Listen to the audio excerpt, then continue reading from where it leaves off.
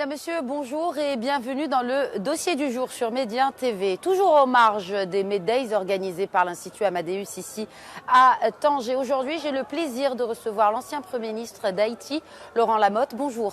Bonjour.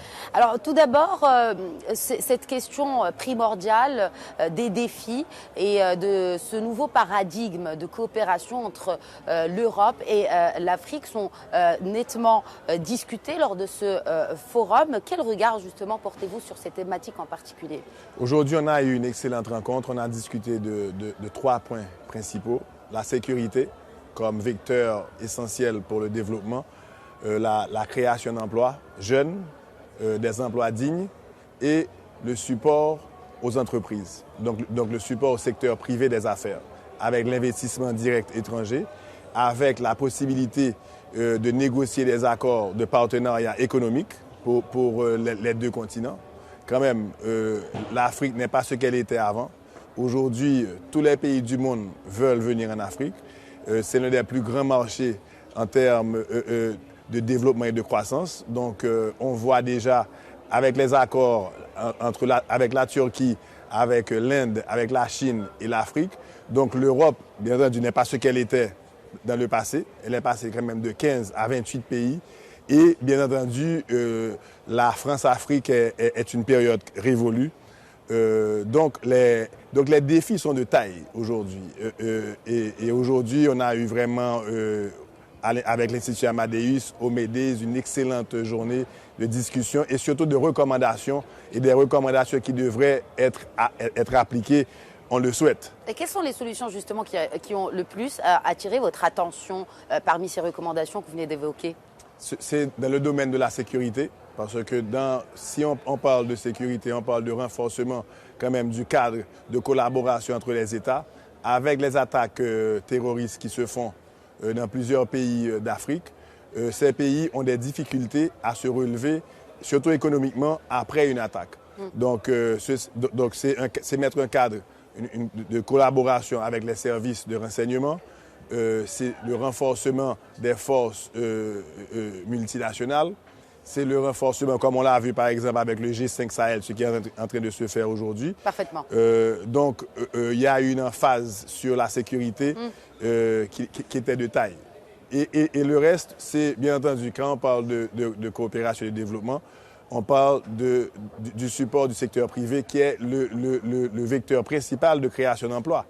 Donc, d'où la nécessité de renforcer le secteur privé pour avoir des emplois dignes et pérennes dans le respect mutuel, bien entendu. Alors, quand vous parlez de secteur privé, quels sont les secteurs justement qui sont en train d'attirer le plus d'investissements directs étrangers, notamment au Maroc, mais aussi plus largement en Afrique?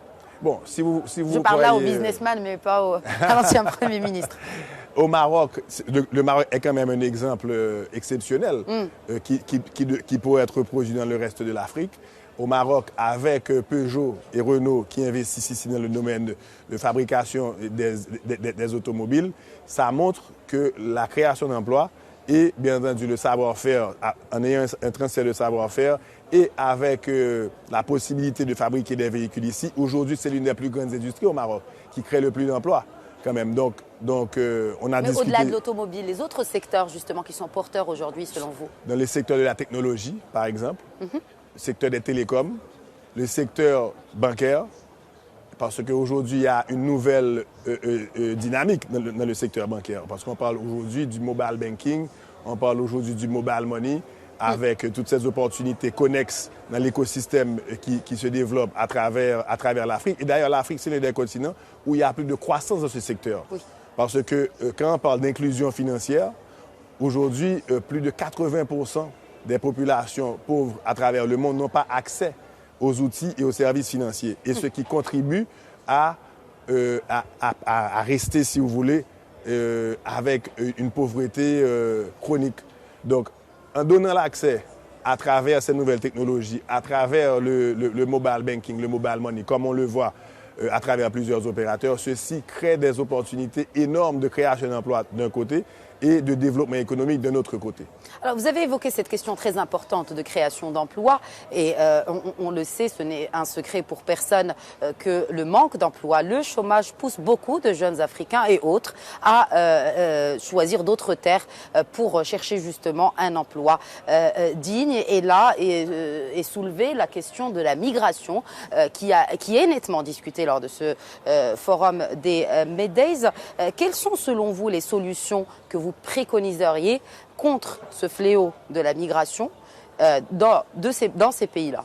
Donc, dans un premier temps, la migration en Afrique, 92% de la migration est interafricaine. Donc, oui. on voit que là, c'est déjà quelque chose de très important.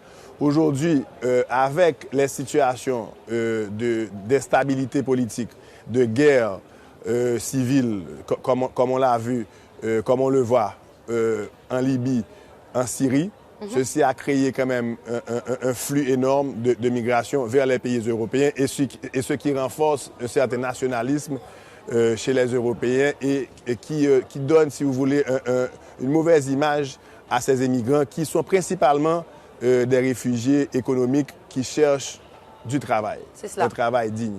Donc, dans ce sens, il faut le voir comme ça. Bien entendu, on peut comprendre que certains pays renforcent leur sécurité, mais il faut prendre le problème à la source. Donc, c'est d'avoir, premièrement, ce genre d'échanges et de sommets entre les deux continents pour discuter des problèmes réels et pour investir de manière beaucoup plus accrue dans les pays africains pour avoir la possibilité de créer ces emplois, des emplois dignes, de créer des emplois en masse et supporter ces secteurs privés et, dans un deuxième temps, d'encourager les gens à rester. Ça c'est le premier point, la création d'emplois. Et ça vient avec l'éducation. Parce que si on a une population qui est éduquée, qui est formée, qui innove, ça certainement retiendra les gens chez eux et pour justement diminuer ce flux migratoire. Et ça revient au point sécuritaire pour éviter des guerres fratricides, pour éviter des guerres civiles, pour éviter ce facteur qui est l'émigration massive vers l'Europe. Deux derniers points, là, Laurent Lamotte. Le premier est au sujet d'Haïti et au sujet de la corruption. Je sais que cette question vous tient beaucoup à cœur. La corruption est endémique dans plusieurs pays, notamment à Haïti. Quel est l'avenir, justement, pour moins de corruption dans ce pays, selon vous? Bon, la corruption, c'est un fléau mondial, mais qui doit se tacler de manière ciblée. Donc, ça commence par avoir plus de transparence dans les transactions. Utiliser la technologie pour poster les transactions en ligne, pour que les gens voient ce qui se fait en termes de transactions entre les pays et entre le gouvernement et, bien entendu, ceux qui font les grands ou petits travaux localement, d'un côté. D'un autre côté, il faut améliorer les salaires des fonctionnaires. Parce qu'un fonctionnaire, par exemple un fonctionnaire en Haïti ou dans les Caraïbes, qui touche 300, 400 $ américains le mois et qui approuve des transactions de millions de dollars, vous pouvez comprendre que ça le met dans une situation difficile où le facteur de corruption devient un facteur important. Et ensuite, avoir les lois qui s'appliquent pour gérer ce problème. Donc ce n'est pas un problème qui est vrai au Maroc, en Haïti, mais il y a aussi de la corruption dans les plus grandes économies, dans les plus grands pays du monde. Certainement. Donc, c'est un problème mondial qui doit être réglé et les solutions doivent être aussi mondiales. Pas seulement ciblées sur les petits pays ou les pays faibles, parce que la corruption à grande échelle se fait dans les plus grands pays du monde. Une dernière question. Est-ce que Laurent Lamotte envisage-t-il un retour en politique? Bon, aujourd'hui, je suis ex-premier ministre. J'ai été premier ministre pendant 3 ans. J'ai fait tout ce que je pouvais pour mon pays. Aujourd'hui, je travaille à travers le monde. J'aide plusieurs gouvernements. Je conseille plusieurs gouvernements à travers l'Afrique d'ailleurs. Et je suis très satisfait de ce que je fais aujourd'hui. Donc demain, pour le moment, je suis content. Enfin, je ne peux pas dire ce qui se fera demain. Merci beaucoup, Laurent Lamotte, pour Merci. ces éclairages et cette interview.